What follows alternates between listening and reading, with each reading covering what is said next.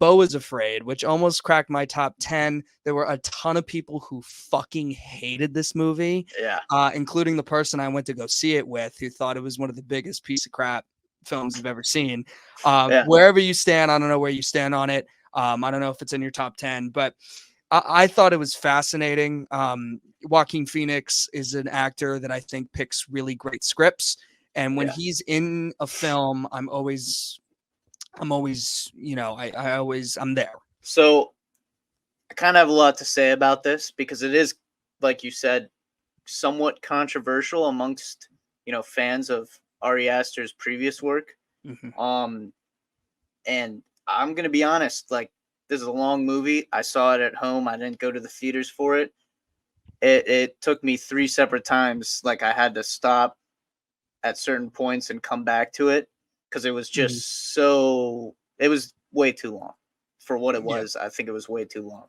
But in between, so I saw it the beginning half, stopped, saw a little bit more, stopped, and then one night I wake up and I'm like, I had a bizarre dream. All right. And I was like, this reminds me of Beau Is Afraid. And then I was like, I think I get what Ari Aster was going for with this. Mm-hmm. So I finished it. And when it's all said and done, I think great movie. Definitely different from what he's done. I think there's various environments in this film.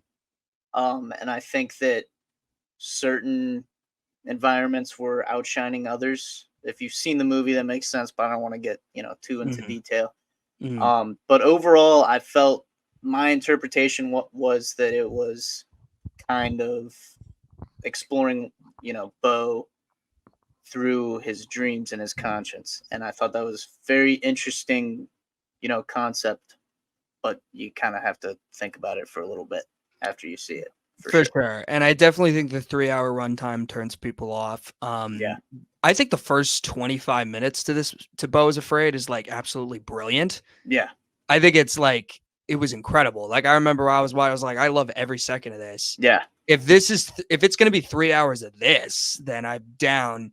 And I've heard other people say that. I also, when, the middle of the movie, I think is pretty good. I think there's a point, the point where I see everybody criticize the movie, and I'm going to be honest with you, definitely dragged. I'm not going to criticize it because I don't think I fully understand it yet. I think it's going to take, but it's intriguing to rewatch. There's a sequence where, he runs into the woods and there's like a stage play set up, and it just feels like it goes on way too long. That was my least favorite part. Yeah, that's just like, that's the part everybody seems to criticize, but I'm not going to fully say it's bad or that it completely drags down the film because I am intrigued about what he was trying to say. The ending I thought was chilling. Like, I legitimately have not too many movies make me leave the theater like I did with Beau Is Afraid with that ending. And Phoenix sells it.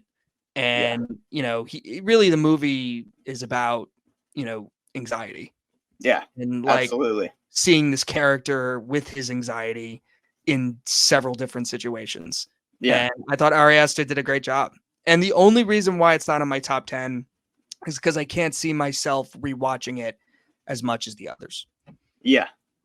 Yeah, I totally agree with that. I think though, like I said, I think it was fully exploring how you said anxiety, and I think it was kind of doing it purposely in like this dream, ever changing dreamlike environment, I guess. And so going into it with that sort of mindset, I think is the way to do it.